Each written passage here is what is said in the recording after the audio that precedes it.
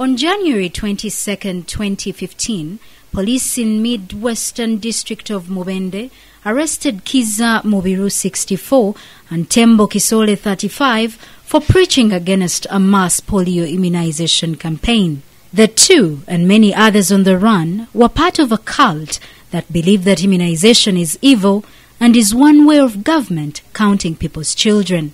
The police also arrested people belonging to another cult operating in the Busoga sub-region for obstructing the same polio vaccination campaign.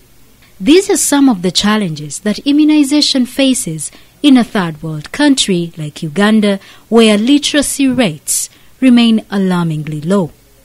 Parliament is, however, working to ensure these challenges are solved through legislation. In 2013, the Parliamentary Forum on Immunization tabled the Immunizations Bill 2013, which is looked at a panacea to achieving 100% immunization coverage in Uganda. We have a group of people in this country who believe that they don't want their children to be immunized. They don't want their children to be taken to school, and it's a very big community among our people. Therefore, we need a law to guide our people that it's a right of the child that the child must be immunized. There are cults in the communities that think that immunization is a way of numbering people. And they think they shouldn't take children for immunization. The Ministry of Health supported the tabling of the private members' bill by helping the movers to attain a certificate of financial implication from the Ministry of Finance. Uganda's bill is mainly benchmarked on Mongolia's. Once passed, the law will operationalize the immunization policy recently approved by Cabinet.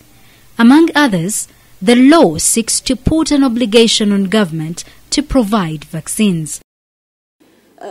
We are looking at the children, we are looking at the parents, we're even looking at government. You know, we even want the government to be accountable, because it is the responsibility of the government to give up the vaccines to the people. The government has to buy the vaccines and give them to the communities, and the parents have to take their children to be immunized. There are 12 immunizable diseases.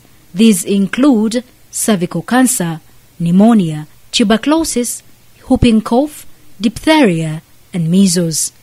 Others are polio, meningitis, tetanus, influenza, rabies, and hepatitis B.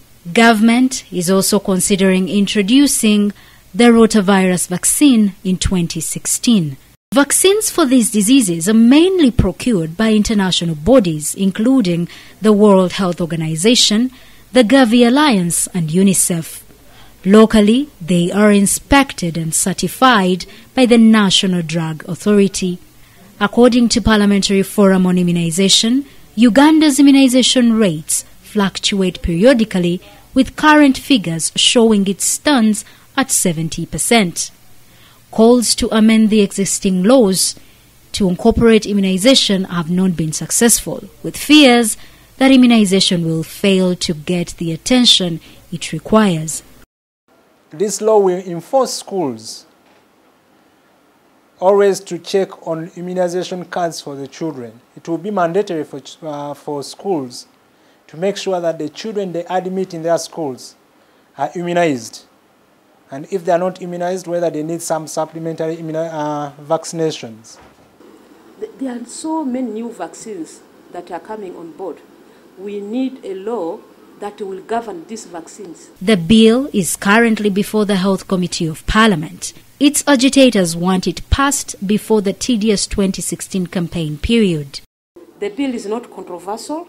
Just because it's not controversial, everybody supports that bill.